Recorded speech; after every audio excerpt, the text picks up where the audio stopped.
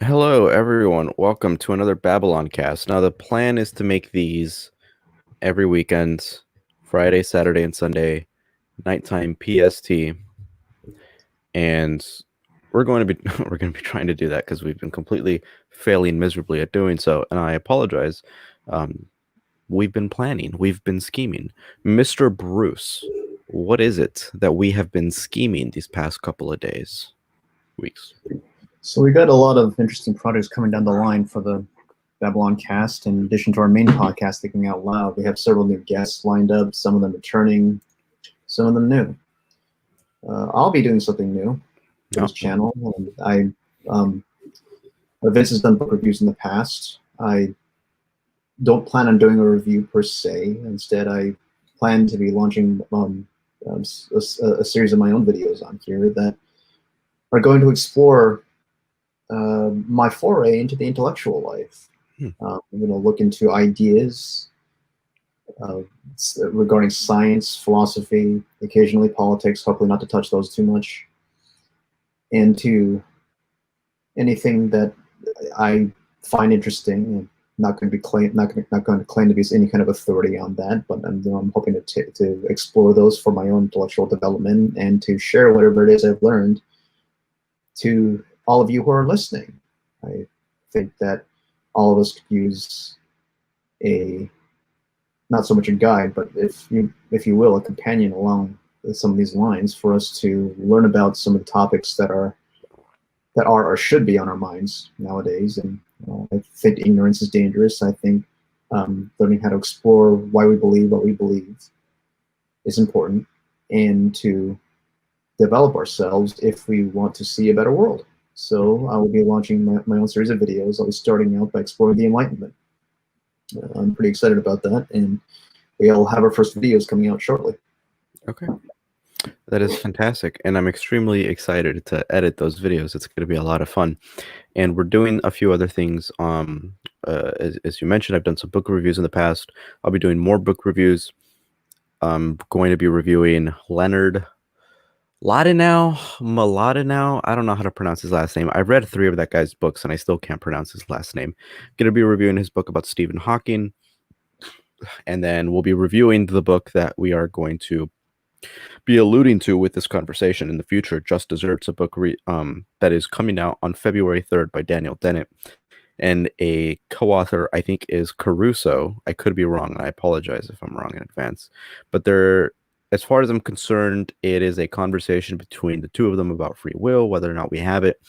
And I decided to come up with this video idea about, well, why don't we make 3 videos about this? We make a video before we read the book. It's a pretty short book. It's only about 200 pages.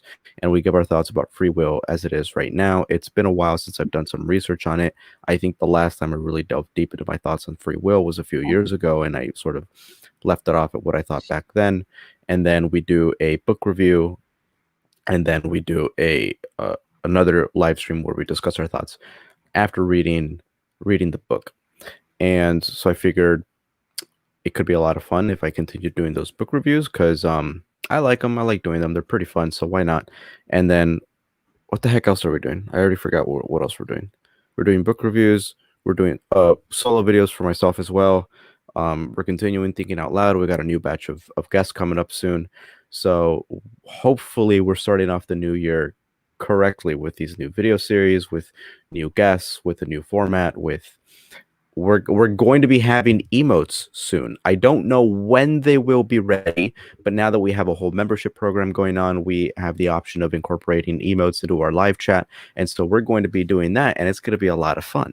We're going to have some pretty cool emotes, guys, because we got the chef's kiss of commissions artists working on our emotes tirelessly, endlessly, slaving away 24/7, working on those emotes. They're crying, sweating, just working on them so hard. So the emotes are going to be perfect.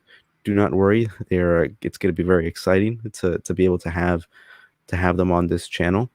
But it looks like that's the TLDR of what we're going to be doing in the future. What do you think? Does it sound exciting?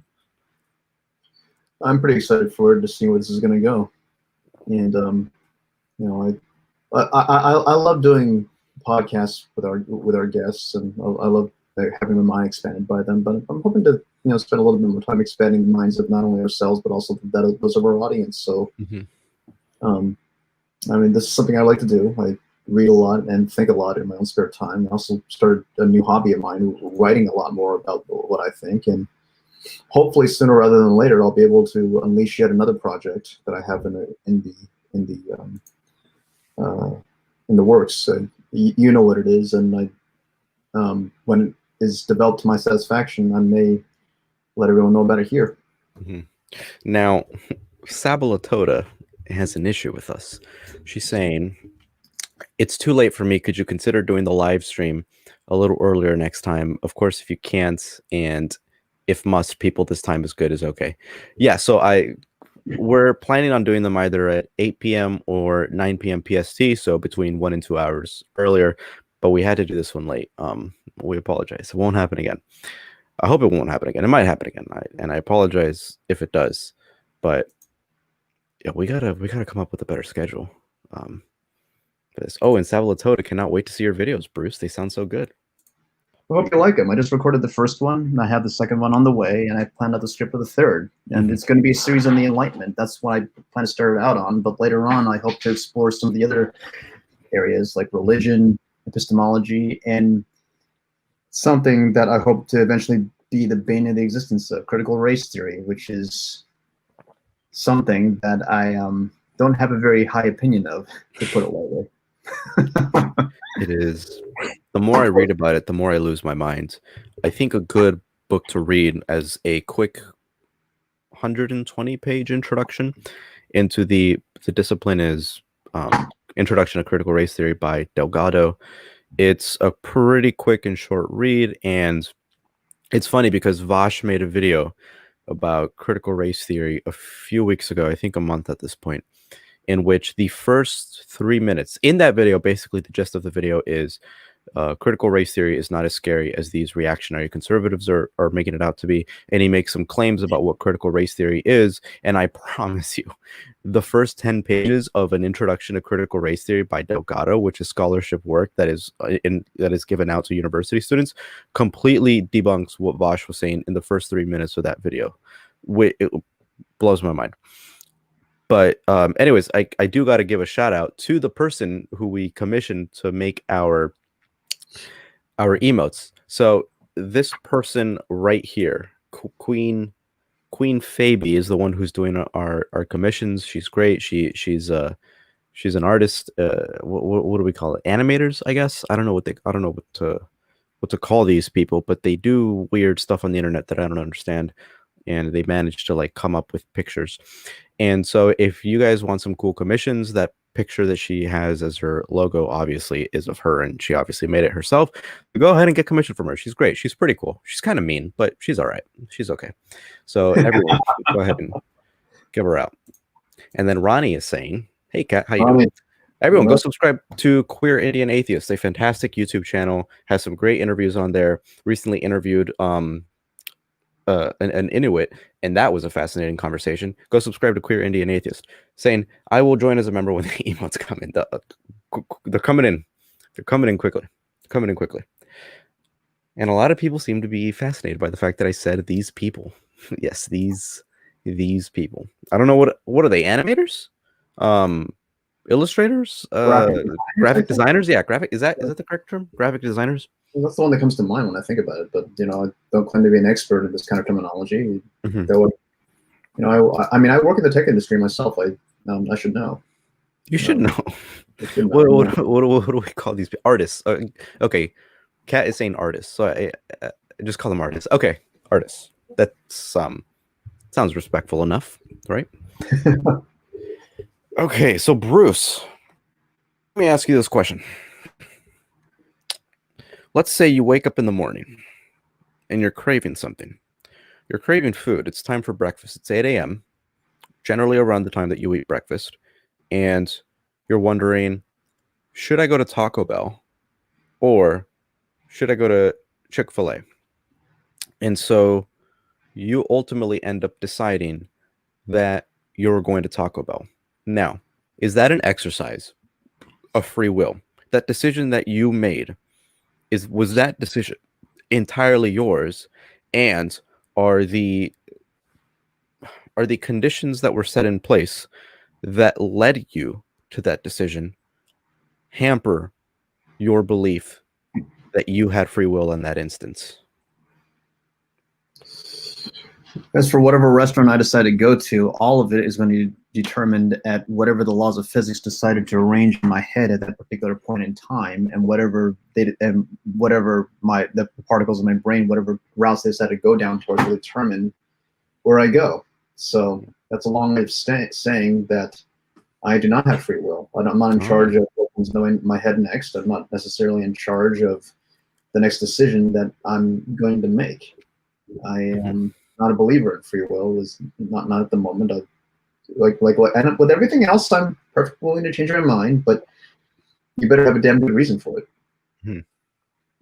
So what you touched on, we're going to try to make this a Free Will 101 introductory video, because again, I feel like most of the things that we've talked about, and I hope this doesn't come across as condescending, and I apologize if it does, but because most of the things that we talk about mainly revolves around culture, we talk about the woke stuff that's going on and what's going on in the universities from a cultural perspective, and we're recently starting to tread the water of philosophy and science.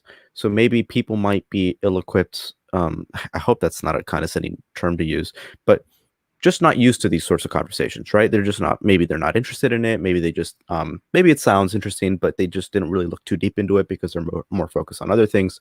So we'll try to make sure that the content that we're making when we're talking about stuff that we haven't talked about before is accessible. So we're not going to go too deep into the conversation about free will necessarily. Maybe we will in future videos when we talk about the book Just Desserts, and maybe we will in that book review as well. But for now, we'll try to keep it so it won't, like when I watch stuff like about computer science, all that stuff goes over my head because it's not at a level that a layman dumb person like me can understand. So we're gonna try to not go too deep, but yeah, so what you're talking about right there is what's often referred to as determinism, in which our brain, as far as we're concerned, there's nothing more than matter going on within our heads, as Sam Harris likes to say. And the conditions that are brought upon that, based on what we're craving, based on what we do, based on our aspirations, based on our talents, can all be traced back to neurological effects that are caused by the laws of physics. So this is, and they come up with a thought experiment, oftentimes philosophers. So, and this is the idea of, would you have been able to done otherwise? So let's say you wake up in the morning and you either have a cup of coffee or a cup of tea. And one day you wake up, you're thinking about it, and you decide to have a cup of coffee instead of a cup of tea. And so the question that is raised then is that, given the same exact conditions, given the same exact history of the universe, the same exact neurological conditioning that you have, the same exact everything, would it have been possible for you to have selected tea instead of coffee? And the argument that determinists will make, and most sophisticated academics at this point would say, is quite literally no.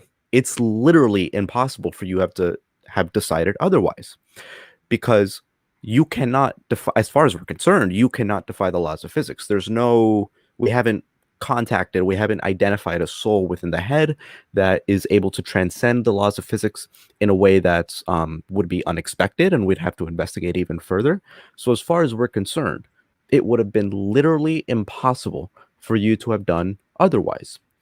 And what a libertarian would say, not to be confused with the political philosophy, but rather the philosophy of the will, what a libertarian would say in this case is that, no, you could have. Now, libertarian free will is largely discredited. Most philosophers don't believe in it. It's really, resigned for religious people who are Christians, and who often employ the argument that the reason why there's evil in the world is because God gave us free will, and yada yada, all that boring stuff. But that's what the libertarian interpretation of free will would be. Yes, you could have done otherwise. You could gone against the laws of physics. Most people don't believe in that stuff, so we probably won't really even go deep into that. The real argument that is being had among philosophers is between what is dubbed compatibilists and determinists. And so, or incompatibilists, right? So determinists like Sam Harris, I think Paul Bloom is a determinist too. I think I might be wrong on that, but staunch determinists like Sam Harris will say that the way that we define free will, the way that most people interpret free will to mean, and the way that the laws of physics are set in place, not even like from that standpoint, but also from sociological standpoints, from psychological standpoints, we do not have free will. We just don't have it. What a compatibilist would say, like Sean Carroll or Daniel Dennett, as Daniel Dennett does in Elbow Room, he says that, well, what is it that we mean by free will? Yeah, sure. Determinism is true. It's real, right? So even compatibilists like Carroll and Dennett will say determinism is true. No one's denying that. Yes, the laws of physics are real. But what we really kind of mean when we talk about free will, when we think about free will, what is it that we care about? What is the aspect of free will that we're really interested in? And that part is just the ability to make decisions. In other words, the illusion of free will. So this is what Dennett would say, and this is why the subtitle of his book, Elbow Room, I, I think specifically the title is Free Will Worth Wanting or something like that. I have the book somewhere here, but yeah. So basically, what his idea is that there are varieties of free wills worth wanting, and the one that we have is sufficient enough for us to say that we have free will, even though determinism is true. You can say that determinism is true and that none of our actions are coordinated by a libertarian interpretation of our mind, while also acknowledging that we have a will and we seem to have this capacity to be able to designate between two options and enter into one option in preference over the other. And that is enough to say we might as well just call that free will, because it's practically the same thing. We can't even distinguish the two. So what are your thoughts on compatibilism, which I would say is really, compatibilism just boils down to it feels like we have free will, so we're just going to call that free will. And that's probably a very disingenuous interpretation of Dennett's hard work and other philosophers. But from that perspective, what are your thoughts on compatibilism? Do you say, well, maybe there's something to it, or do you think that it's a bit dishonest to call a will free? I think it's absolutely disingenuous. So with respect to Dr. Dennett and other compatibilists, because I mean, okay, so I first heard about this argument and the idea that we don't have free will in Michael Shermer's book. What was it? The Moral Arc. Mm-hmm. And there was some kind of experiment that he had mentioned, and don't take my word for this as absolute truth, but I believe there's some kind of neuroscience experiment going on in which they were examining what goes on in the human brain when someone decides to make a decision. And I think this experiment involved an individual deciding whether to lift his or her left or right hand. And in the experiment, they somehow managed to demonstrate that there was a very, very brief lapse in time between the time someone became consciously aware of raising one of their limbs, and but at that time, because of whatever they saw on the brain imagery, they pretty much already knew which one of the two were going to be lifted. And the person wasn't aware of it, but whether the person was aware of it or not was irrelevant. They already knew what was going to happen. You can't get any more disingenuous than that by saying that, hey, okay, you pretty much have free will, and you might as well act that you do. Well, you don't. Bottom line. And we may look like that we're choosing between two or more choices, but when it all boils down to, when it all comes down to it, the hard truth is you're going to not decide, you're going to act in a way that whatever makeup of the environment that you're a part of it is in, that's going to determine how you're going to act. It doesn't matter whether you think you have free will or not. Bottom line is you don't. And I think that this is something that just disconcerts everybody, and which is why we're still having this kind of argument today. And we tend to have these knee-jerk reactions to anything that we find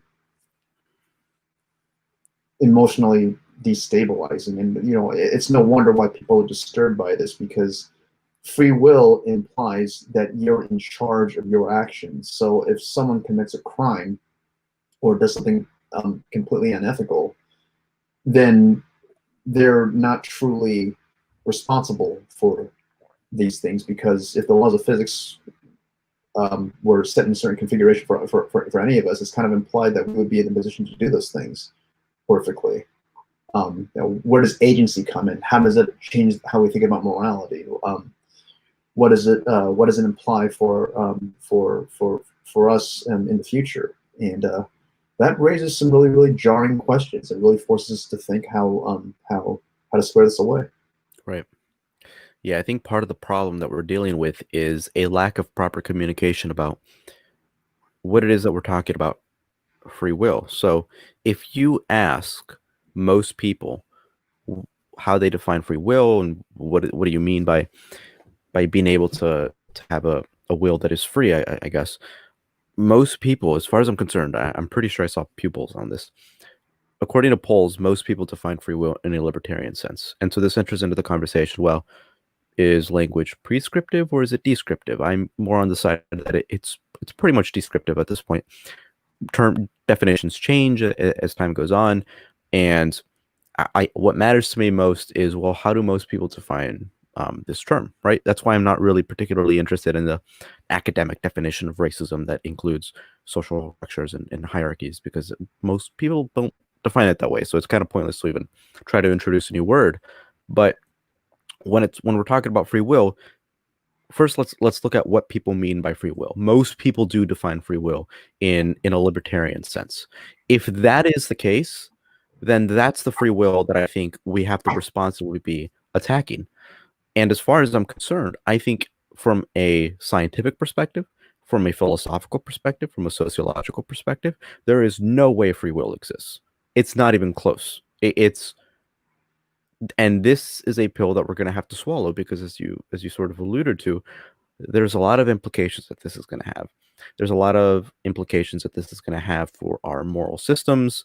How do we determine what is right and wrong? How do we structure a society in which nobody seemed to deserve what they got, right? I mean, some people are born with a slow laziness drive, I guess, if that's even a thing, and a high aspiration drive. Some people are born with more intelligence. Some people are born things that they cannot change. They're just born with it. That'd be the sociological standpoint from it. And the neurological one, as you mentioned, the experiments that were conducted in which we noticed that decisions seem to have been made before we were even consciously aware of them. And there's a lot of criticisms of this study. I don't think it's been fully debunked, but there's a lot of criticism behind it. But even then, it still wouldn't matter, because you also have the philosophical side of it, the philosophical argument, which is one of the most popular ones, is that you cannot do outside of your own desires. So even if you wanted to, let's say you're in your room and you say, well, I want to prove that I have free will by doing something that I do not desire. And let's say you do not desire to stab yourself in the foot. And so you stab yourself in the foot. You say, how could I possibly have desired this? But the fact of the matter is that the decision that led to you stabbing yourself in the foot was predicated on a desire to prove free will wrong. So you're still performing actions based upon your desire. So whether you're looking at it from a philosophical perspective, from a scientific perspective, from a sociological perspective, I cannot even fathom an argument for free will. It seems overwhelmingly obvious that we simply don't have it.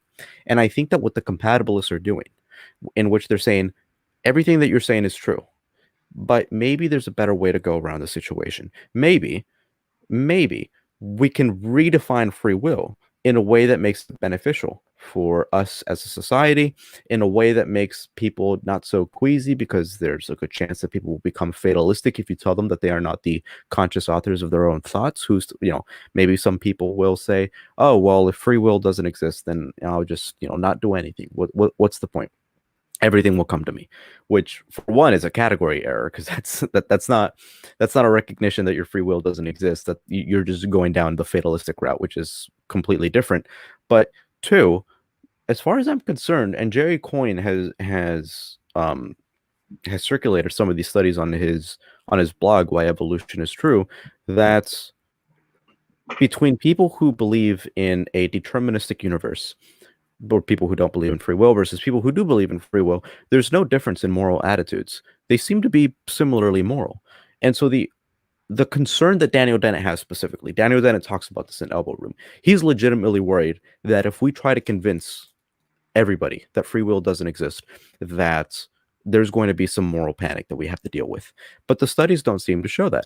But even if they did, is that really the route that we want to go through?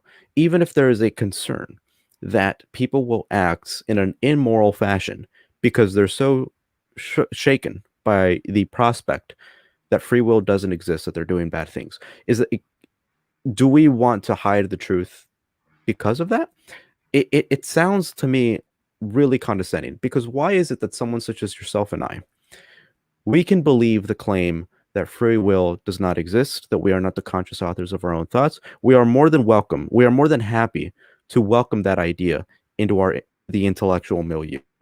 Why is it that people like Sam Harris, people like Daniel Dennett, like Sean Carroll, like Paul Bloom can recognize the reality of determinism and not resort to fatalistic tendencies in life? Why is it that we can do that, but we're so scared of the general public doing that? It seems to be one of the biggest condescending viewpoints.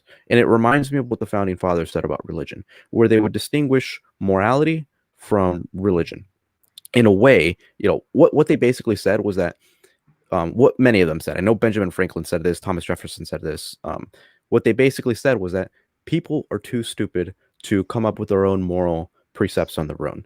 They need religion. So even though we're perfectly fine, we don't need religion. We can come up with morality on our own on a secular basis. These other people need religion. They're too weak. That to me is so condescending, and it is the same mentality that a lot of these compatibilists have. These people need to believe that they are the conscious authors of their own thoughts. But we're not. We're fine. We're fine. We're smart enough to say no. But these people are dumb. I cannot wrap my head around that. I think that, yes, there's a lot of variance within intelligence. The fact that there is, like, you can have someone with an IQ of 150 and someone with an IQ of 90, and you'll be able to tell the difference quite generally. But I think from a general perspective, we're all smart enough to ultimately get over the idea that free will doesn't exist. And so when people, yeah, go ahead. So the issue is, okay, so I think that argument is ridiculous, in which they say, mine or what the compatibilists say? I'm sorry? Mine or like the Paul Bloom, not Paul Bloom, sorry, or like the Daniel Dennett argument that they need to believe in free will. Well, the idea that you have to believe in free will to have morality, right? Okay. I think that fear stems mostly, in a way, and I'm hypothesizing here because I don't know the subject as well as you do, but this is what it sounds like to me. I think it's ridiculous because when you say you don't necessarily have free will, it doesn't necessarily it doesn't necessarily mean that you're going to all of a sudden go crazy and going out there trying to kill people. I mean, that's the same kind of argument you hear from religious apologists, saying if God doesn't exist, you have no one to directly arbitrate what is right and wrong, and everyone will just decide to go for a free for all. They become hedonists, they become rapists, killers, murderers, or what have you. And we know that's just a ridiculous argument. It's like you don't need the idea of a sky daddy watching over you to keep you from harming people, to caring for people. Mm-hmm. And the whole thing is that I think this whole research into free will, this knowledge that we don't have it, I think it scares religious fundamentalists because it just completely flies in the face of things that humans have a choice, and they can choose between good and evil, right and wrong, etc. And without that ability to choose, then it in some way kind of just clashes up against whatever paradigm they use to determine their quote unquote ethical system, and that threatens the foundations of their religious beliefs. Now, stepping out from that in a more secular society, will people start going nuts if they learn that that they don't quite have free will? I don't think it's necessarily as big a problem as everyone everyone says it is, because whether or not you have quote unquote free will or not, then you're probably still going to act in a way that we normally would, even though we don't completely understand the subject as of yet. So, is that really a valid chain of argument? I don't think so. So I mean, it is condescending. It is in that fashion. I don't really see it being all that different than the idea that you need a god to keep yourself from going nutsoid. I think it's disingenuous. Yeah. This is why I often say that you can make an argument that is philosophically true, but evidentially not. And what I mean by that is that you can make an argument in which it seems like the philosophical syllogism works, right? Where you can say, Proposition A, religion gives people meaning. Proposition B, people need meaning. Conclusion, without religion, you cannot have meaning. So that seems philosophically compelling. I mean, it fits the syllogism. It fits it. It's logically consistent. But then the question becomes, well, is it sound? And this is where we need evidence for it in order to determine whether or not a philosophical proposition is true, is valid. Well, it can be valid, but without being sound. But in order to determine whether or not it is sound, we need evidence. And it's pretty obvious that at this point, no. When you look at pew polls from secular countries like anywhere in the UK or Belgium or Denmark or Germany, overwhelmingly most people seem to find their purpose from their friends, from their family, from their work, from their aspirations, stuff around that nature. So this is a claim that seems to be pretty philosophically compelling, but it's just not true. It doesn't fit the data that we have. Same thing here. People seem to like the idea that they are the genesis of their own actions, that the reason why they succeeded in life was entirely because of them. And if you take that away from them, they will become depressed, they will become sad, and they will find no reason to do anything. Excuse me. But, well, let's look at the data then. Is this true? Is this something that is actually like a pandemic level concern? And it seems like no. If the studies, it's been a while since I've seen these studies, but if the studies that Jerry Coyne circulated are true, then it seems like no, people who do not believe in free will seem to fare pretty well on similar levels, if not better. So that is another instance in which we recognized an argument that could be philosophically true, but the evidence does not make the argument sound. So therefore, that evidence is gone, or the argument is gone. We should completely get rid of it. The one thing that I'm interested in, though, about the topic of free will is not so much does it exist, because at this point, I'm pretty convinced it doesn't. But what do we do about morality? What do we do about the judicial system? If we recognize that a murderer murdered solely on the basis that he was born with a brain that was conducive to murderous tendencies, that the likelihood that he would enact murderous tendencies was astronomically higher than yours or my tendencies, simply based on coincidences of birth. If that is the case, how could we make an argument that someone such as myself, who doesn't have murderous tendencies yet, maybe in the future, who knows? But as of right now, I don't have murderous tendencies. And let's say I accidentally commit manslaughter, or maybe I did it. I got so angry that I committed manslaughter. But I have a brain that is not conducive to that sort of thing. And then you have another person whose brain is conducive to this sort of thing. He was born with it, right? There was that famous case where the guy went on a murderous rampage, but he said that he always felt like he just had this desire, this need to do so, and he wanted doctors to investigate his brain when he died. And when he did, they noticed a tumor that was close towards a part of the brain that inhibited probably his prefrontal cortex, that inhibited his rationality. And the idea is that, well, you wouldn't have been able to. The idea is that if that tumor wasn't there, he probably wouldn't have had those murder tendencies. His cognition wouldn't have been impaired. If you have someone like him versus someone like me, how could you possibly make the argument that the jailing sentence should be the same for us? The conditions that led for us to commit the same crime are completely different. So what matters when we're talking about judicial sentencing, when we're talking about moral judgment? Are we talking about the effects? Are we talking about, are we talking about the intent? What matters more, rehabilitation or punishment? These are the interesting questions that I think about when I think about the reality of determinism. I don't know if you have any thoughts on that. I don't have a good answer for you there, because that's definitely something I need to put more thought into.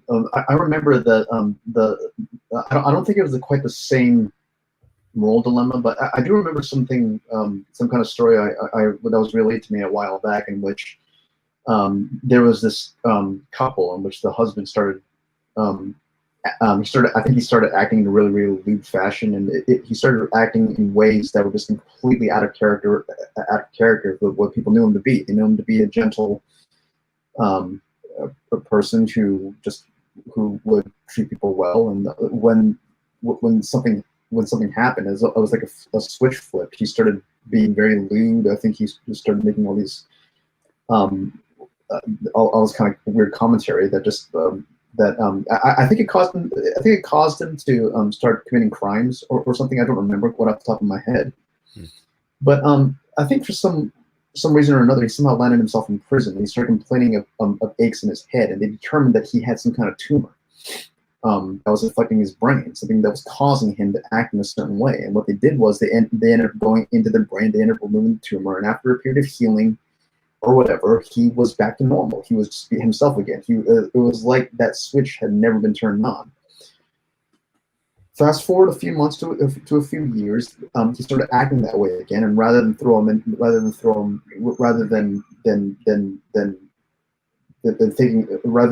prison, they immediately threw him back in the medical ward and discovered the tumor had come back. So that was why the behaviors were reasserting themselves again. They removed it. Boom, he was fine. No ifs, ands, or buts. So is that circumstance different than someone who's been influenced by the laws of physics in the way that how whatever physical substances or configurations were in place at the time that caused them to act a certain way? I can't see necessarily a correlation. I can't really see a difference between that situation and between that other person and the tumor. So that's a really interesting question to think about. What I can say, though, is that I'm not so sure this would necessarily have something to do with whether or not we have free will, but I would say this would probably have more to do with what we would think of as how we want to approach justice. And we know there have been discussions between retributive and rehabilitative justice, in which someone is rehabilitated into society rather than being retributive. And rather than focus on what state caused someone to commit crimes, it might be more beneficial overall to shift the question is, how do we handle these things towards more of a rehabilitative justice system rather than one that deals with retribution. That's another argument, in my opinion, for perhaps getting rid of the death penalty and taking these other factors into account. Then again, this is completely hypothetical from my perspective, but it seems like the logical way to go. Yeah, I think you could be right. This is definitely it's a hard question. It really is, and I do think you're right as far as I'm concerned. But maybe there might be some philosopher out there who convinces me out of that. But this goes into like, what is the moral framework that we want to abide by? I think you and I are both utilitarians, but do we want to recognize the sort of the Kantian view on morality or the John Stuart Mill view on morality when it comes to intentions? Do intentions matter? Do they not? Do the ends justify the means? To me, it's one of those things where I would say where intention matters sometimes, and that sounds really bad. That sounds really I need to marinate more on this, but what I often think about is the idea, well, when someone offends somebody else and that person gets overly offensive and offended, and they'll say things like, I don't know, like, hey, check your privilege or whatever. I don't know, some dumb woke stuff like that, right? Where my knee-jerk reaction, my intuition would be to say our society would be better off if people it would be much easier from a utilitarian perspective. How do we increase the well-being of society? The well-being of society would increase if we teach society to recognize the intentions of people and not be so easily offended. We can't force ourselves not to be offended. It's a knee-jerk thing that happens to us, right? It's an emotional response, automatic response. But we can reason our way to recognize that maybe our offendedness isn't warranted if we recognize the intentions of the person that offended us in the first place. So that would be my solution to that particular situation. But when we're talking about the judicial system and we're saying, well, this person, obviously he didn't have the free will to murder this woman, so his intentions weren't necessarily bad. They were forced into he was practically forced to do so. But then that would be a situation in which I'd have to say, well, wait, maybe Kant is right, and what matters more is what ended up happening rather than wait, sorry, backwards. That's completely backwards. Maybe maybe the intentions here don't matter as much as it did in the other situation in which the person got offended. So why am I prioritizing the intentions of the person who offended the other person over the intentions of this person, the guy who went on a killing spree, who didn't want to, but he said he felt compelled, so he did so? Is it because the disastrous conclusion that came from his non-intention to kill people, is it because the conclusion that happened there, it is so devastating to our well-being, whereas this person, the conclusion isn't really that bad? I mean, what well-being is being affected here? He got offended, or she got offended, whatever. Not that big of a deal. It's easier for this person. It's easier to convince this person to just rationalize your way out of being offended and recognize the intentions of the person way more than tell these dead people that, hey, he didn't actually intend to kill you. So maybe it's a really hard equation where I can't just offer a blanket statement of recognize intentions and try to minimize the damage to society there. There's clearly different levels here. There's clearly different modes we have to enter into, because the remedy that I have for this woke person who got offended is completely different than the remedy that I have for this person who slaughtered a bunch of people. Even though the reasoning that I apply to this person isn't consistent with the reasoning that I apply with this person who went on a killing spree, it seems like it's the conclusion that changes my mind on how to react to these situations. I hope that makes sense, because this is something that I'm still battling with, and I don't know how to properly solve this issue. But it's definitely an issue that I have, in which one way to try to remedy a problem is inconsistent with the way that I try to remedy another problem. And I think the reason why is because the end result is so catastrophically worse on this end than it is on this end. Does that make any sense? I might be able to word it better now. Yes and no. Like I said, I haven't explored the idea of free will to the extent that you have. I'm only familiar with it on a little more than a superficial level, so it's something I really have to think about. Mm-hmm. Yeah, that's all I can say. I mean, I'm definitely not a believer that we have free will, and without more extensive knowledge. And I'm not making an excuse for compatibilism here, but in a lot of ways, I still think it's necessary to act as though we do have it, so we can continue making judgments and decisions along that arena, which is something of a paradox in itself, because we haven't, we do it, we have to act like we do, but no, we don't. It's a real brain twister. But how best do we navigate that in our daily lives, and we're in the process of making a better future for ourselves, then how do we answer that question? Well, I know one way to answer. I think the wrong way to answer it is to take what got us into this mess in the first place with the whole woke culture, sweep aside inconvenient facts and pretend that everything is righteous and great because of uh, uh, the ends. But as we all know, the means don't justify the ends. You use the improper means that'll take you away from the ends, which is what the woke do. Mm-hmm. I don't see that being any different from how we handle free will. I think it's necessary to address it and to see how it fits into how we lead to cogitations about how we handle punishment, reward, morality, and yeah. What I would say to people is that people who say that people need to believe in free will or whatever, I would say, well, free will doesn't exist, and yet these people are still fine. So what matters most is the fact that we have a will. Granted, it's not free, but we have a will, and that will allows me to decide within reason of what we consider to be a part of our will, to decide whether or not I want to major in this thing or major in that thing, whether or not I want to eat at Taco Bell or eat at Chick-fil-A. There's a will there. There's clearly a decision-making mechanism that is implemented into my brain, but it's not free. And I think that is perfectly fine.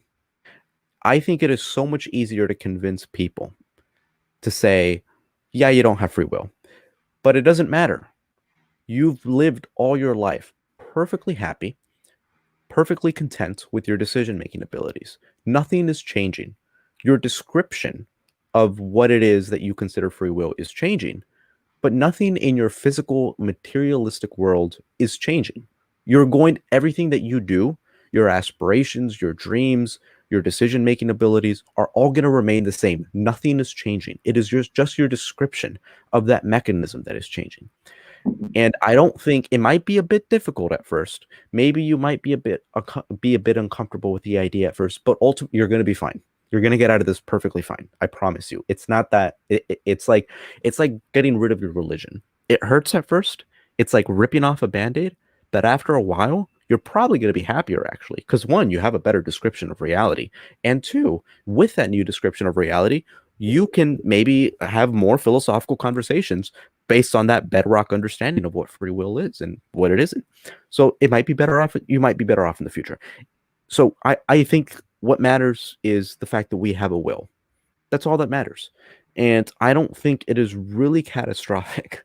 We're not going to have a moral panic. We're not going to see an increase in crimes if we convince these people that free will doesn't exist. Anyways, so yeah, that is a lot easier to convince these people of than it is to try to convince people to define free will differently. To just say, okay, everything that you said, everything that you believe about free will is wrong.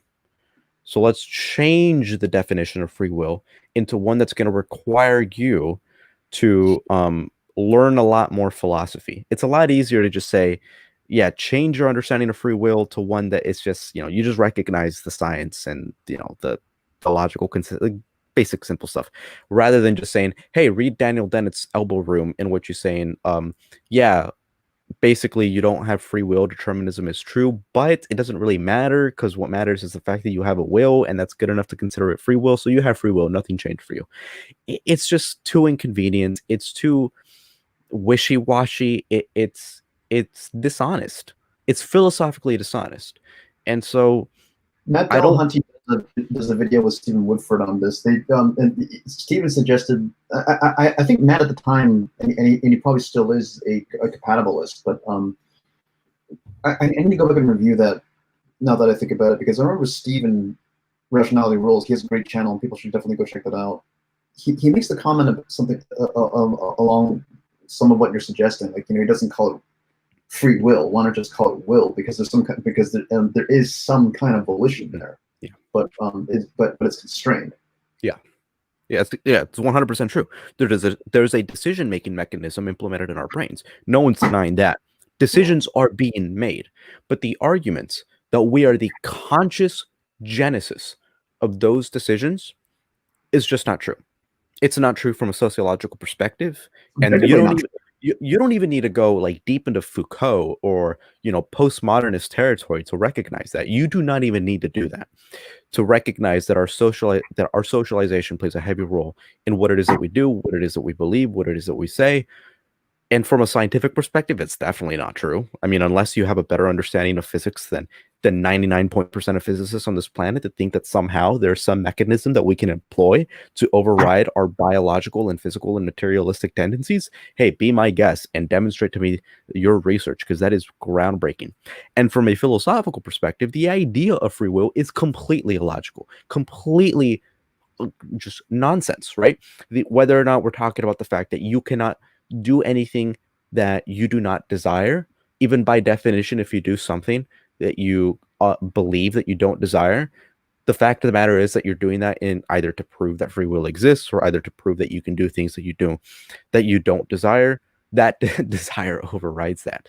Or even the idea that you cannot think, this is the Sam Harris argument, you can't think a thought before you think it. So think about something in your head. Think about a color, right? I think of a color like red. Why did I think of red? What led, as far as I'm concerned, red just popped into my brain, and I had no say in why it's red. And that is as axiomatic as we can get in our thinking process. How much deeper can we get in it? We didn't decide that it was red. It just was red. And so you can't think a thought before you think it. They just manifest themselves in a way that we cannot control. You don't choose your thinking. I mean, like, you don't use Sam Harris's meditation app, do you?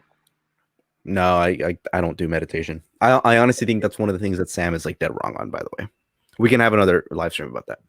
Okay, so I take the opposite around. Since I've been, I have a big martial arts background, and I'm not a fan of the mumbo jumbo aspect of it. And I actually agree with Sam in terms of the benefits of meditation. Okay. For myself, and but the thing is, one of the things that is brought up in the practice of meditation, a lot of it has to deal with not getting carried away by your thinking, learning how to pay attention to your breathing, to being present in the moment. But as for anyone who's meditated for a long period of time, I definitely spent a lot of time back when I was a kid, and especially now. One of the things that you'll notice, that you quickly notice when you start meditating, is like it's very, very hard to keep your attention focused on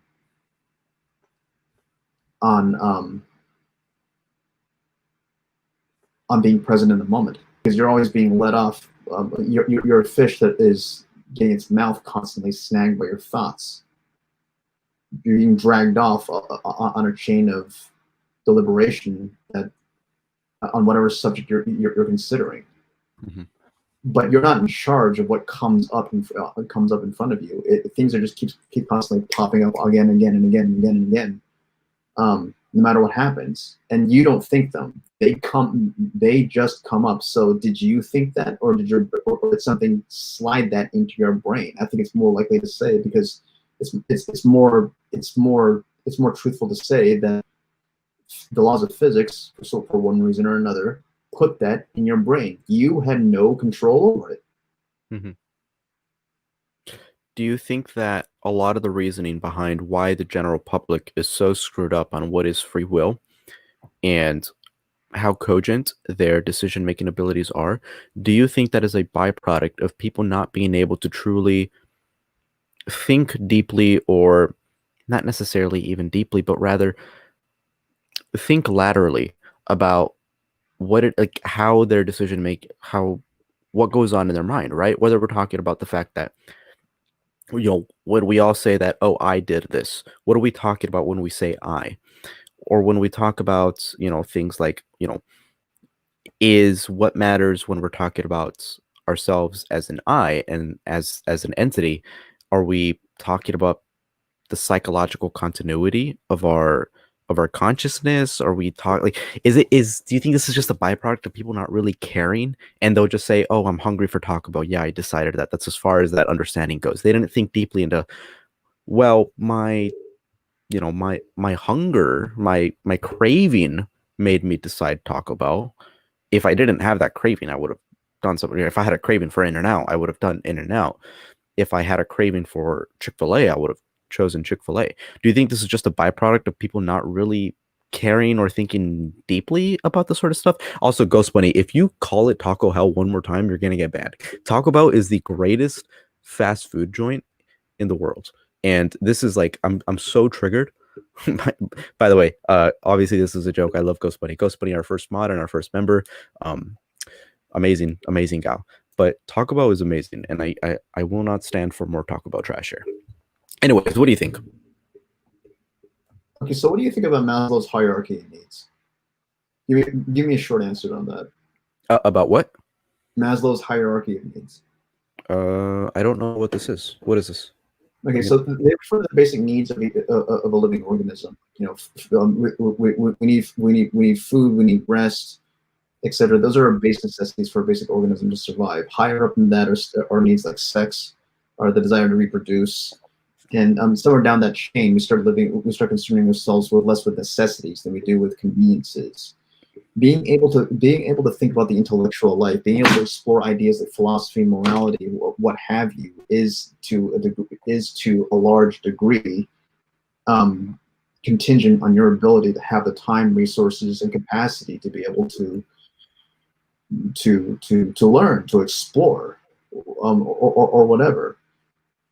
Most people around don't tend to worry themselves about these things. We're more concerned about like being able to spend our lives in some fashion that we consider enjoyable, whether it's the food we're eating in our mouths, seeing our boyfriend or girlfriend, or whatever, seeing your family, doing everyday mundane stuff. And why don't people think about these things? Because the normal average person, in my, if I'm not saying too elitist here, does not think about these things. That's why I see people dragged along by whatever tribe they happen to be in. One of the videos I have planned for the Enlightenment involves the father of the scientific method, Francis Bacon. He had the idea of going through his head about how people can be led astray through their thoughts, and he classified these into idols of the mind. One of them was the idols of the cave, with the cave pretty much being something representing your influences, your tribe, your religion, your political party, your experiences that you've had that bias you in some way or form, that get you to think along a certain path. And people usually don't take a look at what makes up their first principles. They just believe whatever it is put in front of them. So they don't tend to have a good answer to more deeper philosophical questions. What they do usually respond with are things that they feel most viscerally and impulsively capable of answering at the outset. So, deep thought is not something that truly comes from the average individual. Yeah. Can I be honest with you? Sure. I think it is perfectly fine that most people don't really care about this stuff. I think that's totally cool. The only reason why it bothers me sometimes is because it screws up the upper echelons of the academy. In this particular instance, it's screwing up people like Daniel Dennett, in which they think that, we must be compatibilists because people can't handle it. I think people are fine. For one, most people probably won't even look into this. If all philosophers agreed that free will doesn't exist and determinism is true, 95% of the people on this planet will still not care. They won't care either, because they'll read an article about it on futurism.com. They'll be like, oh, cool, whatever. All right, I'll go back to my 9-to-5 job. Or they just won't know about it. And I think that's perfectly fine. I don't think we need to have a society that is scientifically literate to the point where they understand that there is a difference between quantum mechanics and classical mechanics. I think if a society in which most people don't know that distinction, that's fine. Look, This is what I say about like critical theory and the sort of woke phenomena that's going on. Most people don't know about this stuff, and most people don't care about this stuff. Jonathan doesn't care that the definition of racism is changing. He has a stats final to do on Friday. Jose has a freaking class to attend. Kim has a family to feed. These people, it's fine. Look, it's fine. It doesn't matter that much. But it does matter when we're talking about the upper echelons of the academy that are getting these questions wrong because of what they perceive the general society to need. And if people like Daniel Dennett believe that people need a belief in free will in order to structure society properly, that is completely not backed up by any of the data that we have, then I have a problem. And the only reason I even asked you that question in the first place, by the way, do you think the reason why our perception of free will is completely screwed because we don't really think about it was more of an academic exercise? I'm not condemning these people for not thinking about it. I think that's perfectly, again, it's fine. Most people don't. I think it's fine if most people just react in a hedonistic fashion. Go for it. But me personally, these are the questions that I'm interested in, and I get aggravated by people like Dennett who seem to be having. I read his book Elbow Room, and I listened to his debate with Sam Harris on the Waking Up podcast, and I've listened to his talks on these. I think he's being dishonest.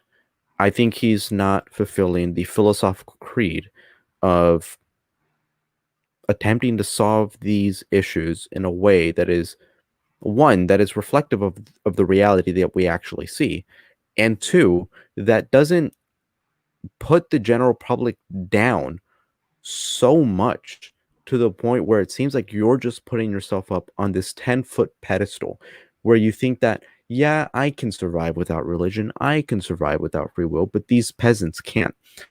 That is something that has been proven wrong over and over and over again in history.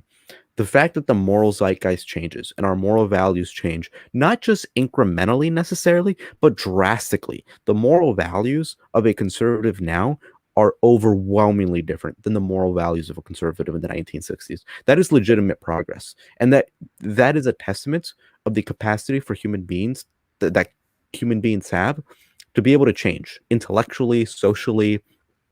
That's evidence of that. And so I don't think that Daniel Dennett or Sean Carroll is doing a service to the world of philosophy, to the world of ethics, by pretending that free will still exists. All because, I can't say this about Sean Carroll, but I can say this about Dennett, all because Dennett is scared that society would go Mad Max level crazy if they think that free will doesn't exist. I think that is disingenuous. And I think that as far as I'm concerned, even if I didn't have those studies that Jerry Coyne circulated, demonstrating that it is possible for people that believe in a deterministic universe are just as moral as people who believe in a free will universe. Even if I didn't have that, I would still be confident that human beings would be perfectly fine in a world in which free will didn't exist. I don't know. I just get annoyed by this stuff. I mean, I agree with you. I think it's disingenuous of Dennett, but I don't blame him for having those kinds of concerns. Even though I think it can be proven that that they're not necessarily warranted. What I am going to push back on a little bit, though, is like, is it okay for people not to really know about things to the extent that we explore because there are interests, and to an extent I do agree with this. I mean, not everyone needs to know about have knowledge of physics, like what makes the EM drive work, because it violates all known rules of physics at this point. Does the general public really need to know about the arguments surrounding utilitarianism or consequentialism or any of the schools of philosophy that we tend to explore and think about through thought experiments and whatnot? But I don't. This is where I disagree to an extent. Okay. So a few years ago, I think this is about a time right before we met.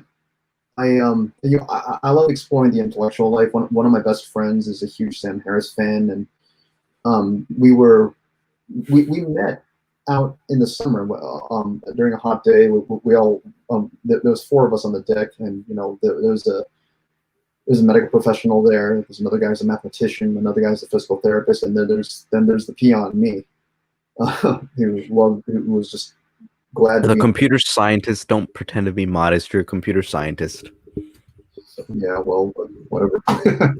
Anyway, like we were all there, we were talking, and just exploring ideas, watching the Atheist Experience with Matt Dillahunty, watching him slaughter a religious apologist online, talking about the problems surrounding Islam, um, uh, the regressive left, and morality, all this stuff, and even about mathematics and how one of our friends could use mathematical concepts on games of chance.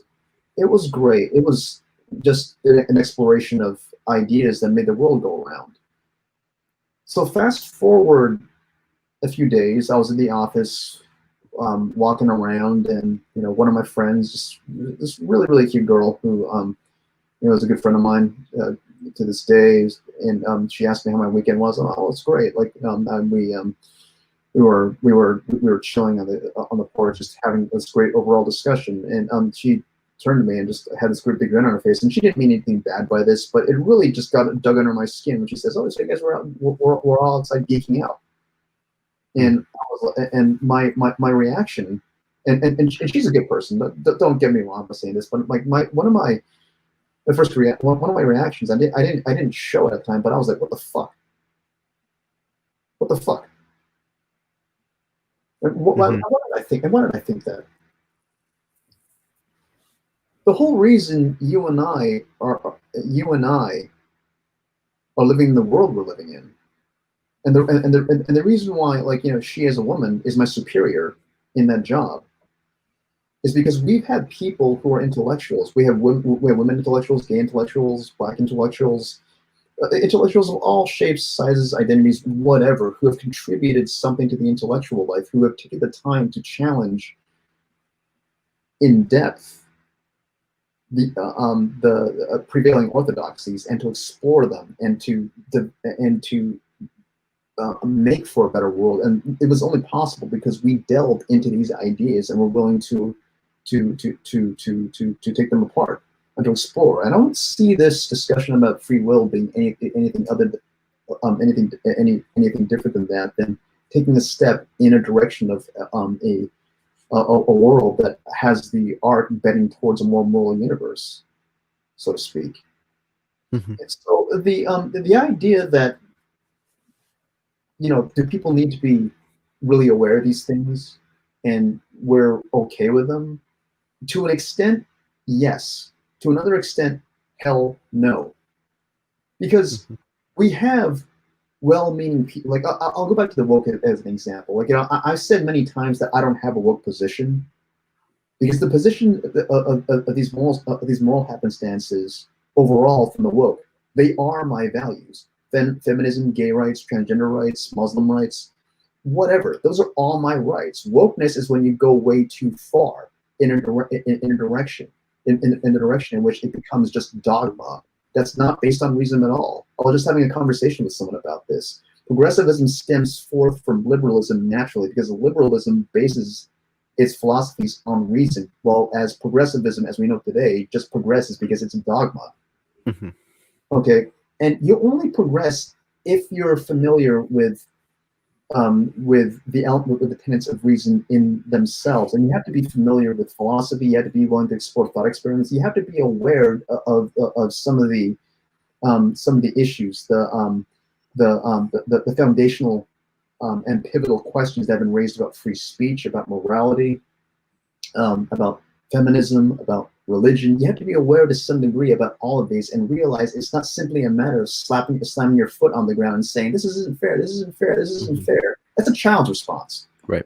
So to say that, to have someone condescendingly saying that you're going out there to geek out, you realize that people who quote unquote geek out are the people who change the world. People who the adults of the people who are qualified to make the decisions that we need to make in order to not just for society to function, but for it to progress. So, do people need to know everything? No. Do they need to know enough of the fundamentals and realize that we live in a very messy universe, and be aware of some of the more controversial aspects of the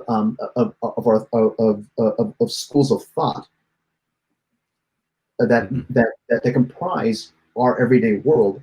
Absolutely. And there should be more, and there should be more of that, not less. Okay. What would you say is the minimum level of knowledge required for the general citizen, whether we're talking about science or whether we're talking about social issues or cultural issues? Like, would you expect the general public to at least have an inkling of what postmodernism is and of what woke culture is, or what is the thresholds? Like, what would be expected of this society that you're envisioning, and how much knowledge would you hope that they should have? Okay, so like one of the things that's usually brought up today is that our society, quote unquote, happens to be failing from a lack of scientific literacy. What do you mean by that? Okay, and by scientific literacy, now I don't necessarily know what people mean by when they use that phrase, but to my mind, science, scientific literacy, scientific thought, the method from where we become the knowledge, that's probably the most fundamental thing that you need to know about. Because, like, I mean, I put this question out to several of our guests. Critical thinking. Critical thinking pretty much is scientific method. You know, what is it? It's rationality. It's empiricism. Rationality. You gather ideas. You gather as many facts, information about the scenarios, everything, and you funnel them towards a conclusion. You gather evidence for those aspects, and if everything is based on a firm foundation of evidence and your logic holds, it answers as many questions as possible, and it limits its answer to strictly what we know. You have a scientific method there.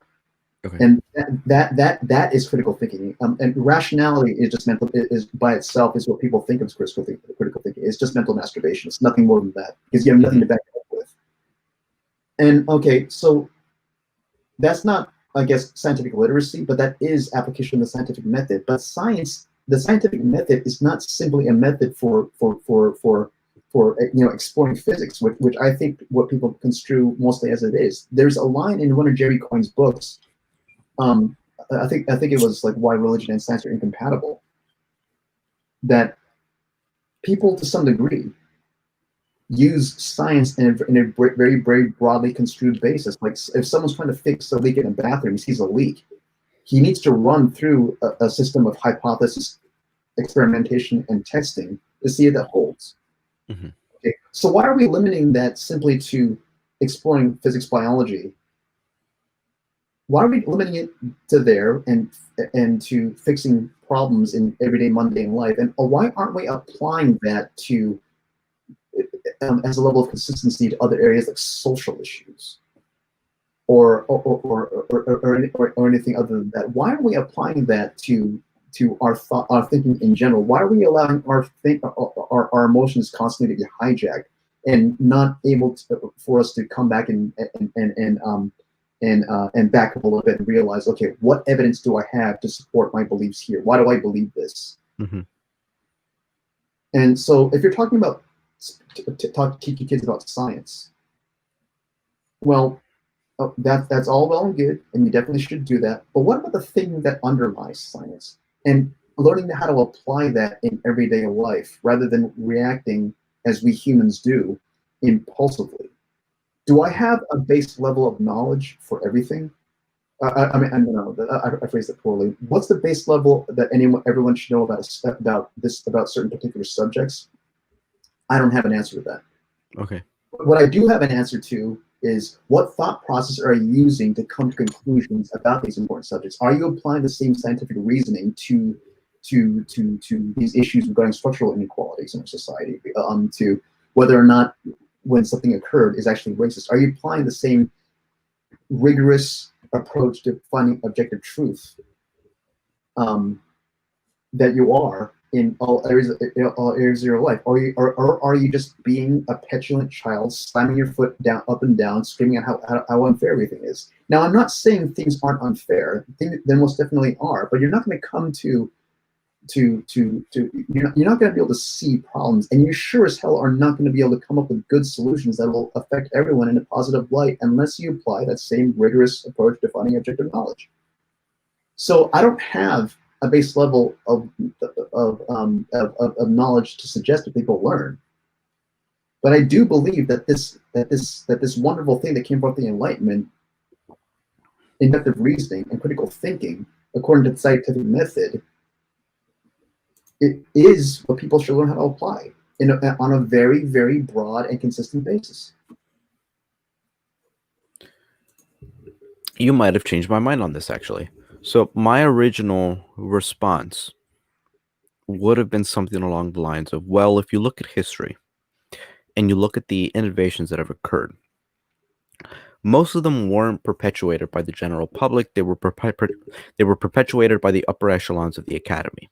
Whether we're talking about, I don't know, the discovery of cosmic microwave backgrounds, the discovery of the Big Bang, the discovery of the by the discovery of the ever-expanding universe, whatever it may be. I think it is perfectly fine if we live in a society in which you have a and populists are going to hate me for this. A lot of people are going to hate me for this. If I did still believe this, that is. I think it's perfectly fine if we lived in a society in which most general people who have a 9-to-5 job, they're really busy trying to provide for their family and spend time with their children, or have personal hedonistic values. I think it is perfectly fine if they don't really pay that much attention towards these issues.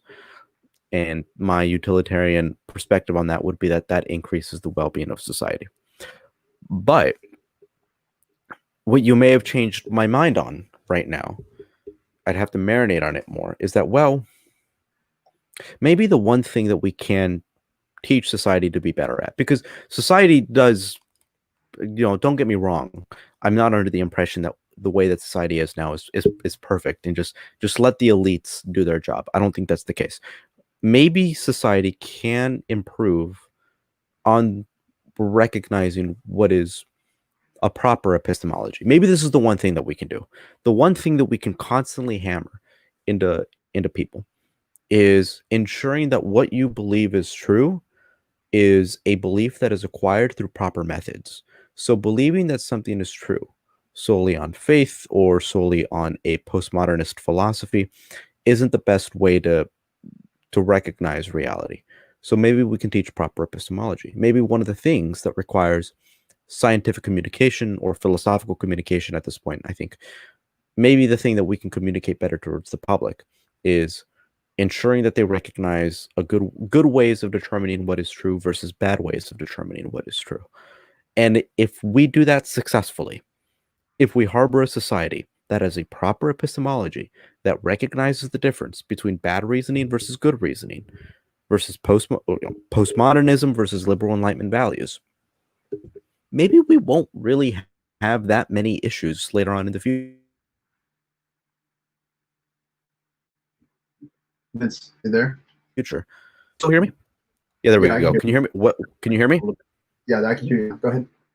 What did I? Okay. What did I cut off at? You cut up at the part where you were talking about, like, if we learn how to approach everything with the proper epistemology, maybe we won't have these kinds of problems in the future. Okay. Yeah. Maybe that's the remedy to this. Maybe if we teach people to recognize how to properly believe in true things and how to properly disbelieve in false things, right? Maybe that's as good as we can get. Maybe that will increase the likelihood that the general population, without people like Neil deGrasse Tyson trying to shove down astrophysics down people's throats, maybe if people have already a built-in proper epistemology at recognizing what is true and what is false, they will do these things on their own, or it will increase the likelihood that they will guess what the right answer to these to these issues are. What is the right answer to climate change? If people had a proper epistemology of recognizing the value in expert opinion, in consensus among the experts, if people already recognize that solely increases the likelihood that a particular claim is going to be true, we might not have this problem that we have, this bipartisan problem that we have with climate change. Maybe that will be completely eradicated. Maybe not. Maybe the level of polarization and the level of partisanship is just too strong for this. But I cannot imagine for a second that the problem will be anywhere near as grave as it is now than it would be if we had a society that had a proper epistemology. Maybe that would fix a lot of things. So I'll probably concede this point. There are some things that we can properly teach the public better. Yes, and I think epistemology is the correct way.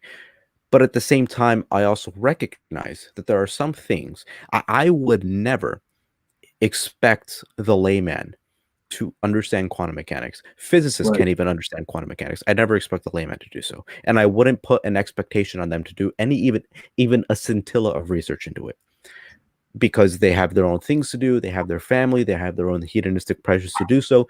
Life is short. Life is really, really short. I've been on this planet for 23 years, and I feel like I've been on it for 10. It's really short, and I know that I'm going to die soon. I think they did, like, without getting off track, I think they did like some research on this, and you know how time goes faster as you get older. At least it appears faster. I think between the ages of 0 and 22 is similar. Sensation of time wise is similar to the sensation between you're 23 and like dead. So I recognize that time goes by really fast. You're going to die quickly. So the time that you have on this planet, enjoy it as best as you can. And I wouldn't expect you to do things that you don't want to do, that you don't find fun. Most people don't find physics fun. Most people don't find understanding about reality fun. They just want to be with their families. They just want to be with their wives, with their children. They want to do things that they find fun. They want to play video games. And okay, that's fine. And this is why I say, for the people that do enjoy this stuff, the people that do enjoy physics, the people that do really love learning what reality is and wanting to progress society further on that basis, let them take the reign. I think that is the best society that we can structure. We can't force people to care about these things. They're not going to.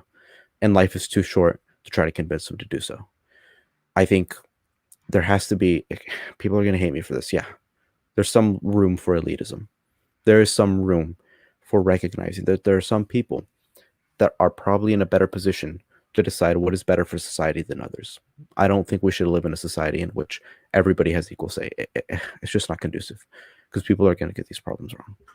And so, but you need to have at least that base level of understanding, because we would, I mean, like, should everyone have fun? Absolutely, but like you have, I would make it an absolute requirement to have that base level of epistemology, because like if people were more honest, like, okay, so there are times in my life when I'm talking about very difficult subjects, and I'm talking about something where, about 2 minutes after the words, after they left my mouth, thinking carefully on this stuff, I had to be honest with myself and say, well, like, I just realized I'm just full of shit. I don't know what I'm talking about. I don't have any evidence to back up about what I'm saying. Having fun and enjoying life, those are absolutely important things. No argument against that. But the sheer reality of it is, we live in a world in which, for better or worse, our actions affect those around us. And I'll go so far as to say, and sounding a little preachy here, that this is not optional. This is a requirement. Learning how to have learning how to have the proper method of learning how to think about things and come to conclusions about them. Because the reality of it is, you live in a world where your voice matters. I mean, we're dealing with a tsunami of wokeness. We're dealing with a tsunami of people who have some kind of say in how we live our lives. From people who are both woke and people who live ensconced in social and religious fundamentalism. Mm-hmm. So that's not optional. Yeah. People have to come to come to agree on a certain set of facts, and if we don't use the same proper thinking methods that have been shown to be as close as we can to come to approximating truth within the last 400 years, we're not going to make it to the next stage. That's why, I mean, speaking for myself, I don't really have a whole lot of patience with people who look down on the intellectual life. I'm not fetishizing it to the degree that to the point of elitist snobbery. Not at all. Not at all. But there is such a thing as being an elitist, and there is absolutely a need for elitists and experts. When someone's operating on the operating table, I don't want an average Joe Schmo. When someone is going to be president of the United States, I don't want this person to be someone I can just go in and get a beer with. And Matt Taibbi writes about this in his book Hate Incorporated, where people wanted to judge a parent's by his likability. Are you fucking kidding me? Yeah. And I don't want the average schmuck to be someone running a nuclear power plant. You need experts. You need people to that you can trust and you can believe. You don't need to be at the level that they are, but you need to understand their thought processes. You need to adopt those thought processes, and you need to adopt the idea that that we're at heart biological creatures that react mostly to impulse. There's one. I really hope you get into reading Thomas Sowell's work at some point, because he was just. I've been reading several of his books at piecemeal, and one of my favorites right now. It's something of a hard read, but it's very, very interesting to explore. It's called Conflict Divisions, and he describes two visions held by people in there that you could pretty much break down into liberal and conservative thought. Not really, but one of these concepts he calls the constrained vision, in which long story short, paraphrased, is that human nature is human nature. Mm-hmm. You can have ideals, you can have ideas of utopias, of apexes of human behavior and virtue. But when it all comes down to it, those are all dreams in the sky. Humanity is by itself more interested in its own natures. It has its virtues, but it also has serious flaws. And by virtue of its flaws, we'll never get there. What we can do are put rules in place that can curb human behavior in a way that's beneficial. So you approach perfection, quote unquote, the same way, like you approach an asymptote in math. You never quite get there, but you can get closer, but you can't necessarily touch that. Mm-hmm. And I view inoculating people with a series of with a knowledge about critical thinking based on enlightenment on enlightenment induction methods, and a recognition of our own biases as a fundamental that should be required, not optional, not in this society. Yeah. Yeah, Darko brings up a good point, saying that, but I do expect people to know their shit if they want to argue about it. 100%. If you're going to argue about gender theory with me, you better know your shit. Or with anybody, right? If you want to be an activist about climate change, you better know your shit.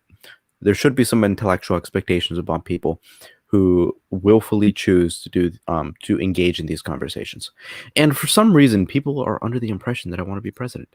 I do not want to be president. I'd rather kill myself to become president. And that's actually true. That's not even me joking. Like, if someone gave me the option, hey, you can either die or become president, I will choose.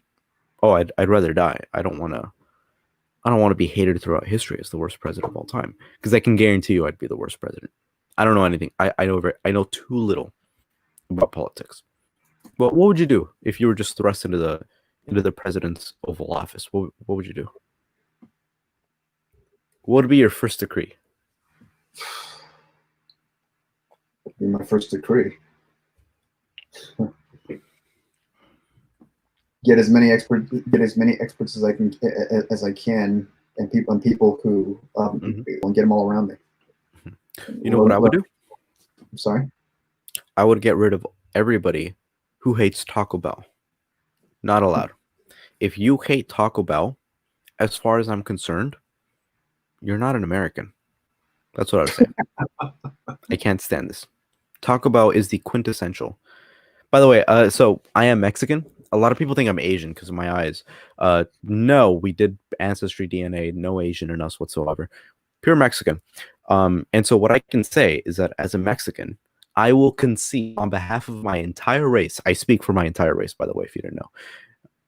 I can concede on behalf of my entire race that Taco Bell is better. The tacos at Taco Bell are better than actual Mexican tacos.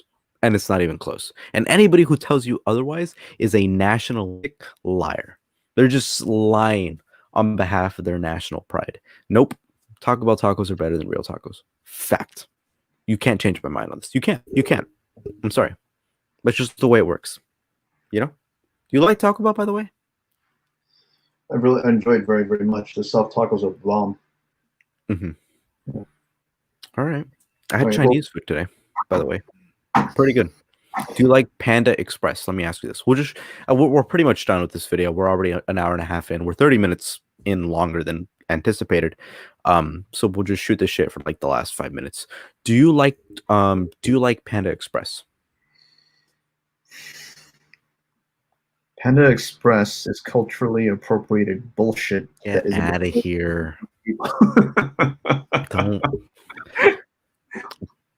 That's not genuine. People in the live chat, you got to understand this. Panda Express is not genuine Chinese food. I'm sorry. It's yeah. It's I will give them some credit. The food is it's okay, it can be okay. But if you want a really good Chinese food, go find a good Chinese restaurant. And yeah, and people say that you can't eat Chinese food because of cultural appropriation. Screw them. It's a delicacy that I think everyone should partake in. Mm-hmm. Yeah, Panda Express sucks. I hate Panda Express, and I'm saying this because I had it less than an hour. More than an hour ago. Obviously, you guys didn't see me eat, but I had it less than an hour before we started this video, and it's terrible. I can't stand Panda Express. Answer this question from Shitty. Bruce did. By the way, I gotta say this. Everyone subscribe to History's Shittiest Disciple. He's one of my best friends. He's great, incredibly intelligent guy. He's a vegan, so he's clearly on a higher moral ground than we are. Everyone go subscribe to him. And Shitty, you better hurry up and set up your Patreon so I can support you, because it's been too long, man. Come on. And you need to come on the podcast. Anyways, go ahead, Bruce. So Shitty, Bruce, did a social justice warrior bite you on a full moon? No. Not any one, but a straw man I see is that, and to some degree, I think it's understandable with some of the material you see on Fox News by some of their quote unquote news reporters, what they say about what they said about minorities, people who are gay, transgender folks. Some of the bigoted things that have been said in the past, not just on Fox, but on hyper-conservatives. Not all conservatives. I have a lot of conservative friends who are very accepting. It's not everybody. Oh, Shitty, I know it's a joke, but I really want everyone to know this. People think that, because of this kind of influence, because of this past experience, if you're against wokeness, you must be against social justice. But that's not the truth. I mean, I liken it like this. People who are in genuine need of social justice, for all minorities, even minorities in minorities, need to have a voice. And there are genuine concerns. There's a lot of work to still do out there. What happens if someone continues to cry wolf? What happens when someone makes meters out of melons? What happens when people start throwing nuanced opinions and ideas under the bus? There's going to come a time in which no one is going to take any of these things seriously.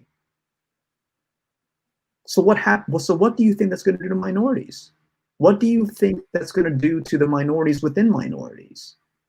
And what do you think that's going to do to people who are genuinely bigoted, who generally don't want anything to do with social justice, who are pissed off at this stuff? Mm-hmm. You open the door to people to that rushing back in. Right. And I'll leave it here at this. We had Trump for the last 4 years. It was pretty bad, but do you think that we might have lucked out?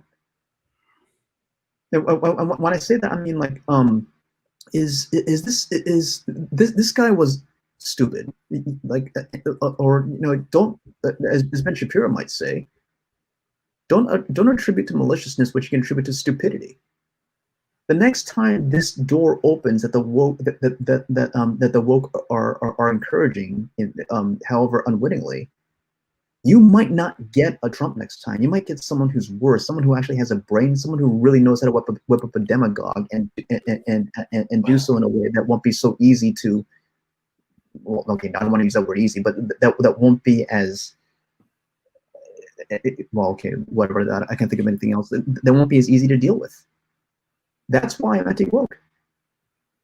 Mm-hmm. Well, all right. All that from a joke that History Shitty's disciple made. All right, cool. I think we're done. We went for an hour and 35 minutes. That's pretty good. Bruce, anything else you want to say tonight? Nothing much, but those new videos will be coming up pretty soon, and I'm looking forward to exploring the Enlightenment with everybody, and I'm starting to bring up some other topics as well, and might go into like the plague of 1918. Might go into morality at some point. I'm a fan of Peter Singer's work. I think I like his arguments for morality better than I like Sam Harris's. Really? Wow. All right. And we will see where this all goes. Yeah. I think my book review of Stephen Hawking will be up on Wednesday. I'm not sure what I scheduled it for, but it will be up pretty quickly. And then, man, I don't want to. By the way, there's a lot of talk about hate in the comment section, and I'm not going to have any of it. I'm not even going to read your comment. It's absolutely ridiculous. Talk about is the best fast food chain on the planet, and that is objective. I did the math. I will do the math on this whiteboard back here because I will not stand for this. But anyways, yeah. So I think the Stephen Hawking review will be up on Wednesday. I could be wrong. That should be up soon, and then we'll be reviewing next week our thoughts on Just Desserts, the new book by Daniel Dennett, and I think the guy's last name is Caruso. Talking about free will, and we got a video on the Enlightenment. We got a video on Francis Bacon. We got a video on what else do we have a video on? I don't know. We got a lot of stuff coming up though. That's pretty good. Yeah. And by the way, Team Popeyes. So I got to talk about this before we leave. So there seems to be a lot of people on Team Popeyes. And I got to say this. Popeyes kind of sucks. And the reasoning behind this is that when I ate Popeyes, when I went there, and my assumption is that it is the same everywhere, is that they gave me a completely strangely shaped chicken. A chicken that was not shaped as a patty. It was a chicken just weirdly shaped. They put it between two buns. And because it was weirdly shaped, it was hard to eat. So I already have a bad feeling about Popeyes because of that. Now, the chicken tenders were pretty good. The sauces were okay. They were fine. But there is no way why anybody should be on Team Popeyes based on what I've eaten from Popeyes. So you guys need to check yourselves because I don't think Popeyes is anywhere near as good as you guys think it is. I think you guys need to recalibrate your brains and recognize that Taco Bell is better than Popeyes for one. There's a lot of hate for Taco Bell. I can't believe this. You see, like Taco Bell here is horrible franchise. What's up? I got to take off in a little bit. So no worries, man. Take off. Thank you so much for joining us, Bruce. Everyone say goodbye to Bruce. Give Bruce a lot of kisses. all right, guys, have a good night. And hey, Shitty, like, I didn't mean to sound like I was picking on you tonight, man. It was just it was an important question. That I think needed to be spoken of. So yeah, don't take it personally, dude. I didn't mean anything by it. No, History is a huge friend of the show. Everyone go subscribe to History's Shittiest Disciple. Some of the really fantastic content on there. And he's a good friend of mine. One of the people that I can safely say that I am incredibly lucky to have met over the internet. And I don't say that lightly. Believe me, I do not say that lightly. So everyone go subscribe to History's Shittiest Disciple. But anyways, Bruce, thank you so much for joining us. And yeah, sorry, I don't mean to keep you holding. No worries. Okay. Having a good night, everyone. See you, Bruce. Okay, so I'm going to be responding to a few comments then. Now that Bruce is gone. Okay, so what do we got? So we got a super chat from Ghost Bunny saying, "Say no to Taco Bell. It is Taco Hell." Now, Ghost Bunny, first of all, I appreciate the $2 endlessly, and you're a good friend of mine. But I can't stand for this. Taco Bell is delicious, whether you're eating the nachos grande, whether you're eating the quesadilla, the chicken quesadilla, whether you're eating their chalupas or their crunchy tacos or their bean and cheese burrito, no onions, no sauce, it's delicious, and it's a fact of nature. By the way, yes, Ghost Bunny, keep doing this. Don't do it. Don't do it. Don't do it. Don't do it. Oh, cute. Thank you, Mustard. Bye, Bruce. Little lipstick. Now, those lips should be aimed at Vincent, not Bruce. So I don't understand what's going on there. Vince being Mexican. Okay, so genuine question. How Mexican do I come across as? Because I've been told I am the most whitewashed Mexican on the face of this planet. How whitewashed am I? Genuine question. I've been told I'm like just like crazy whitewashed.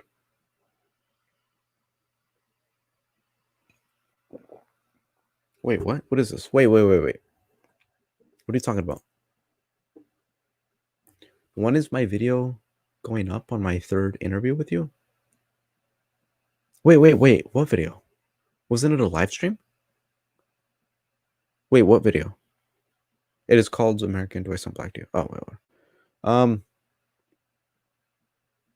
Did we do a third video and I completely forgot? What do we... I'm so confused.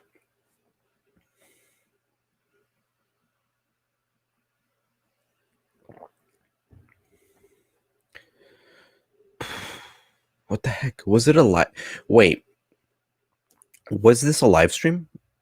Because I know that when we first started doing the live streams, I would just unlist them because they'd screw up our metrics. Was this a live stream? If it was a live stream... Oh, whoops.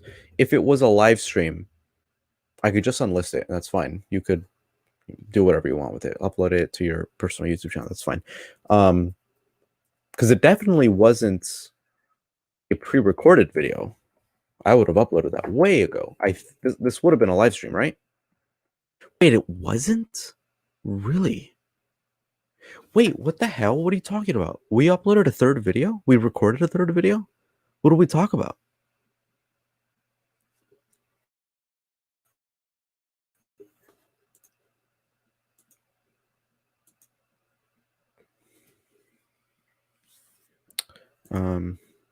In reality, probably fully whitewashed LMAO. Maybe just your love for Taco Bell is the only Mexican left behind. I mean, I'll be honest. I do like Mexican culture. I think it's fun. I think it's pretty interesting learning about the Aztecs. Cali is Aztec for house. That's about as far as my knowledge of Aztec culture goes.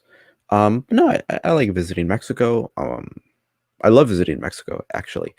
But I think it's not that It's not that I'm not nationalistic about Mexico specifically or like culturally crazy about it. It's that I'm not culturally crazy about anything. I just do what I want, right? So the way I act, the way I speak, the way I present myself is not a byproduct of my desire to be in a particular cultural club. It's just what I like doing. Now, you could make the argument that is a byproduct of my socialization in a Western world. Yeah, probably. But as far as I'm concerned, I just do what is preferable to me. So um, I don't look at the Mexican culture and try to shape myself to look like that culture because I love that culture. I like the culture; it's fun, it's fine. But I just do what I find, what I have fun with. You know, what I feel comfortable with. And what's interesting is that if you know me IRL and you talk to me behind the scenes, I am a completely different person. So ask Mustard here, by the way. Behind the scenes, I am the most offensive person on this planet. But I try to present myself in a professional manner, not because I'm trying to fake it, but because I tend to have this thing. Tell me if you guys have this thing as well. So when I'm hanging out with friends behind the scenes, or maybe even on the scenes, even during a podcast, when I talk to my friends, I engage in friend mode. So I do say like pretty offensive jokes. I say things that aren't particularly conducive towards an intellectual framework.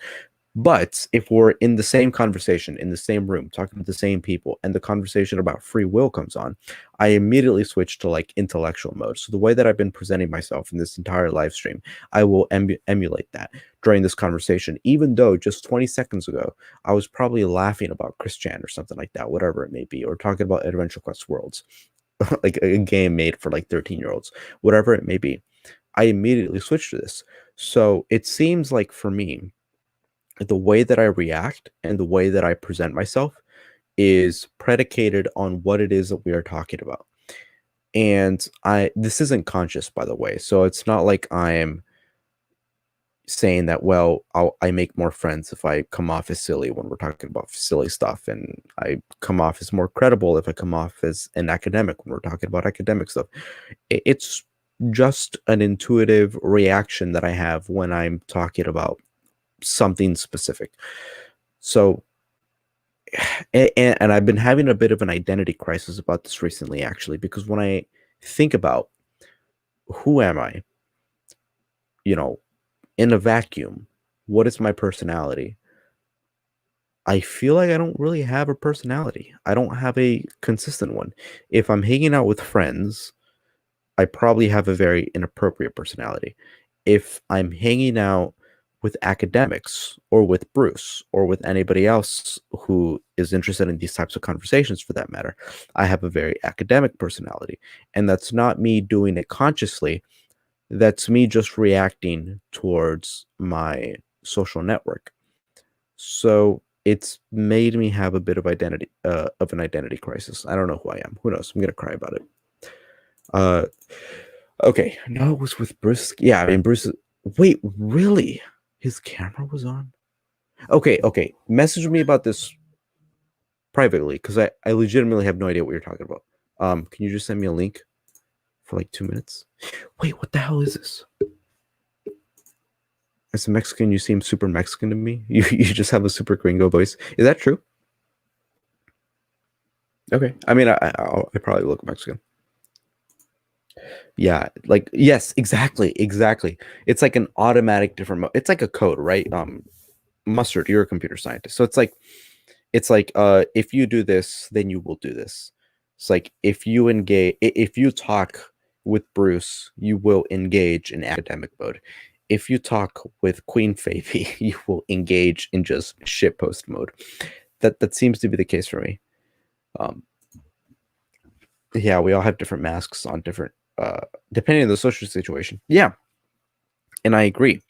What brings me interest is that people who listen to my conversations here on the Babylon Project, if they listen to me talking about philosophy, whether the problem of induction in philosophy, or the problem of free will, or the problem of faith, the problem of epistemology, the a priori, a posteriori distinction, synthetic analytic, whatever it is, they'll be like, You mean to tell me that you watch Chris Chan videos on your spare time? You, who just criticized Kant in a completely academic manner, you you watch a 49-part documentary about Chris Chan. It's like, I don't know. I can't help but feel like I have an identity crisis about it. Okay. I think I'm going to end it here now. So, anybody have any last second questions before I log off? And I go pee because I've been drinking this entire live stream for an hour and 50 minutes, and I need to use the restroom.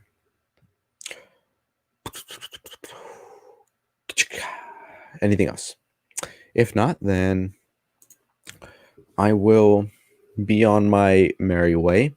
We will do other live streams next week starting. So here's the plan.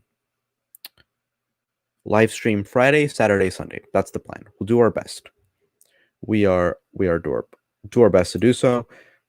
I have midterm season coming up this week and next week.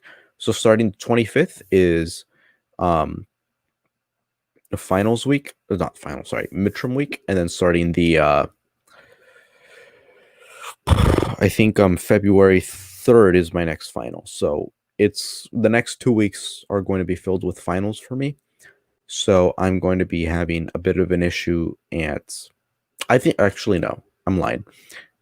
These live streams should be fine. It is just nothing, I guess. I guess you guys don't even notice. Like I don't upload frequently enough for you guys to recognize when I have finals week. So I don't even know why I mentioned it. You'll be fine. Anyways, what do you want to do next on your show? So we'll be doing book reviews. We'll be doing solo videos. I think I'm going to be doing a video on my belief in deterministic will and how I reconcile that with my anti-equity beliefs. So I'll be doing a video on that. I got to write the script for it. Can you stop eating Taco Bell? It's gross. No. 4 crunchy tacos and 1 bean and cheese burrito, no onions, no sauce. That is the best. That is the chef's kiss, the best order from Taco Bell. Where can I see the videos Bruce talk about? Does Bruce have his channel? No. So Bruce's channel is the Babylon Project. We're both co-hosts on this thing. Bruce's video should be up on Friday. Would you rather get 1 year to have unlimited? Okay, hold on. Let me prepare myself for this question. Would you rather get 1 year to have unlimited Taco Bell and then never again, or you can only have one Taco Bell every 5 years? Oh, shit. Okay.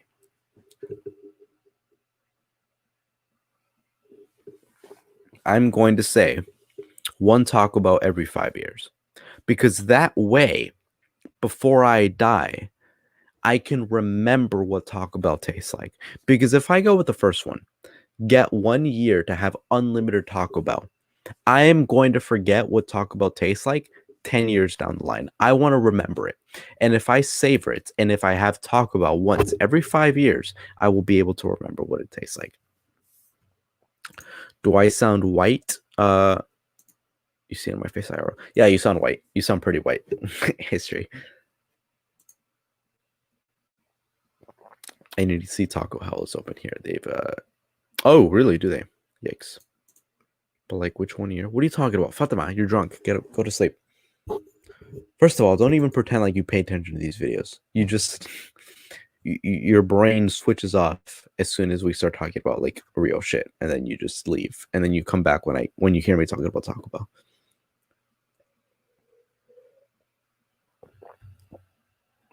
I guess I am just white and nerdy. Look at me, I am white and nerdy.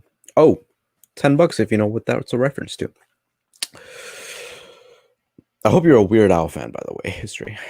You just went up 10 points in my group.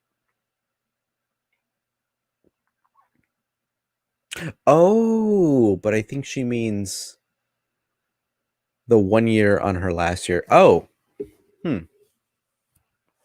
maybe. Okay, that's true. Okay, that's true. That's true. All right. Anyways, I'm gonna end it here because I gotta use the restroom really badly. I am about to explode. Everyone, thank you so much for joining us on this live stream where we talk about free will. We almost went up for 2 hours, but Bean Bruce, left us so early.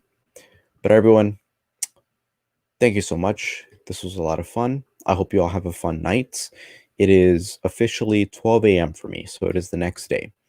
I have class in a few hours, so I gotta go to sleep for that. But everyone, thank you so much. Have fun.